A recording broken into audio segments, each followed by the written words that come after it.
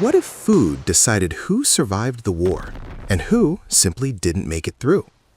The answer depended entirely on the army a soldier served in and the system behind it. And more importantly, it shaped how long they could endure and how effectively they could fight.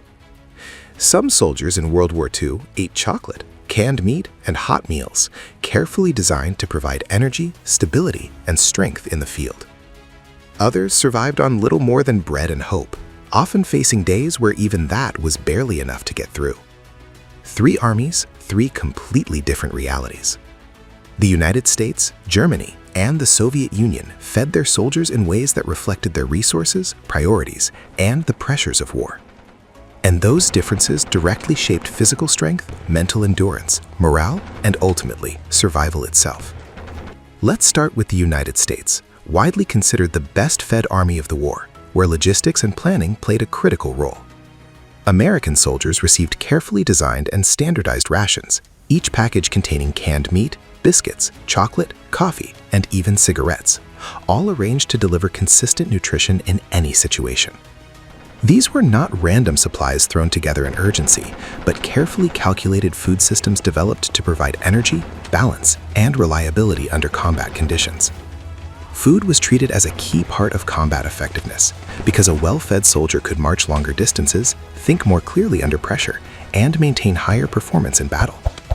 Without proper nutrition, even the strongest and best-trained army gradually loses endurance, coordination, and the ability to sustain prolonged fighting. Whenever conditions allowed, soldiers also received hot meals from field kitchens, and even one warm meal a day could significantly improve both physical condition and morale. It wasn't only about calories or nutrition on paper, but about maintaining a sense of normal life and psychological stability in the middle of chaos. A typical American soldier consumed over 3,000 calories per day, and in many cases even more, depending on climate, workload, and operational demands. Now, Germany, where in the early years of the war, soldiers were also well supplied, organized, and supported by an efficient logistical system operating across large parts of Europe. Their daily rations included bread, sausage, canned meat, and coffee, forming a simple but practical and effective diet for frontline conditions. At this stage, German soldiers were not facing hunger, and they had enough food to maintain strength, discipline, and operational readiness. But as the war continued, the situation began to change in a gradual but critical way. What had once been a reliable and efficient supply system began to break down under pressure, overstretch, and the increasing demands of a prolonged conflict. Supply lines extended over vast distances, resources became limited, and maintaining consistency became more and more difficult. Food deliveries grew less predictable, and what had once been standard rations slowly became irregular and insufficient. Quality declined, portions became smaller, and soldiers increasingly had to adapt to shortages.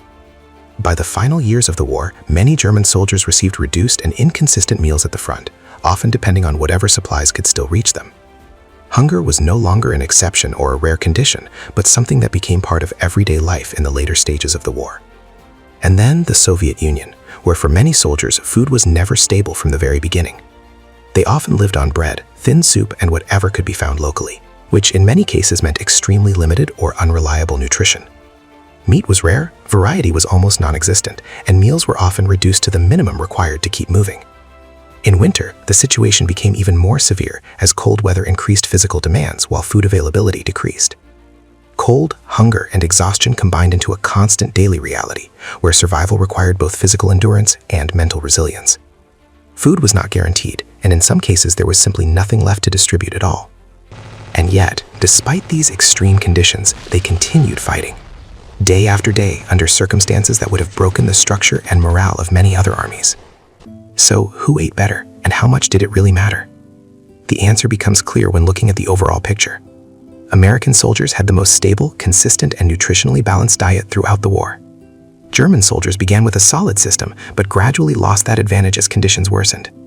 Soviet soldiers endured the most difficult and unstable conditions, often fighting while dealing with constant shortages.